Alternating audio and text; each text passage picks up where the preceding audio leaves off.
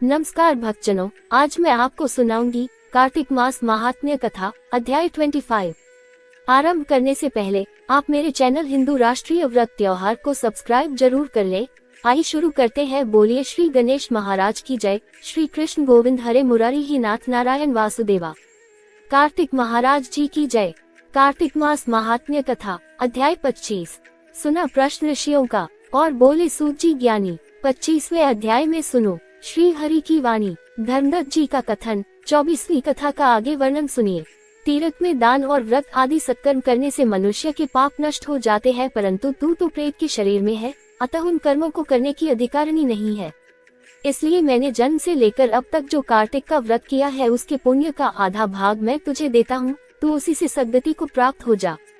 इस प्रकार कहकर धर्मदत्त ने द्वादशाक्षर मंत्र का श्रवण कराते हुए तुलसी मिश्रित जल से ज्यों ही उसका अभिषेक किया त्यों ही वह प्रेत योनि से मुक्त हो प्रज्वलित अग्निशिखा के समान तेजस्विनी एवं दिव्य रूप धारिणी देवी हो गई और सौंदर्य में लक्ष्मी जी की समानता करने लगी।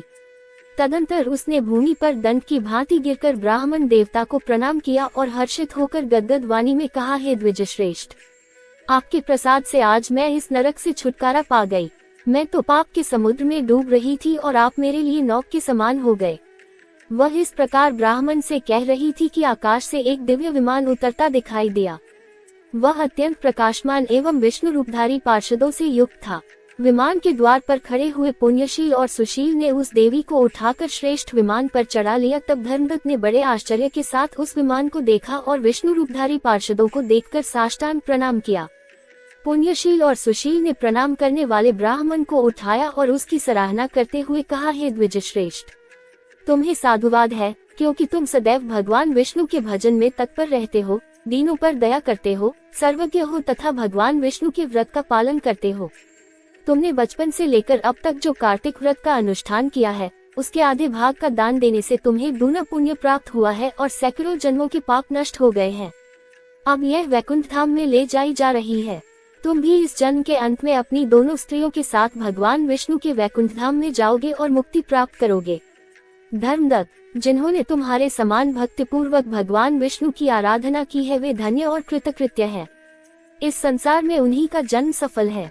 भली भांति आराधना करने पर भगवान विष्णु देहधारी प्राणियों को क्या नहीं देते हैं। उन्होंने ही उत्तानपाद के पुत्र को पूर्व काल में ध्रुवपद पर स्थापित किया था। उनके नामों का स्मरण करने मात्र से समस्त जीव सद्गति को प्राप्त होते हैं। पूर्व काल में ग्राहग्रस्त गजराज उन्हीं के नामों का स्मरण करने से मुक्त हुआ था। तुमने जन्म से लेकर जो भगवान विष्णु को संतुष्ट करने वाले कार्तिक व्रत का अनुष्ठान किया है उससे बढ़कर न यज्ञ है, न दान और न ही तीर्थ है। विप्रवर, तुम धन्य हो, क्योंकि तुमने जगत गुरु भगवान विष्णु को प्रसन्न करने वाला कार्तिक व्रत किया है, जिसके आधे भाग के फल को पाकर यह स्त्री हमारे साथ भगवान लोक में जा रही है। कथा संपूर्ण। चैनल को सब्सक्राइब अवश्य कर ले। मिलते हैं अगली कथा के साथ, तब तक के लिए धन्यवाद।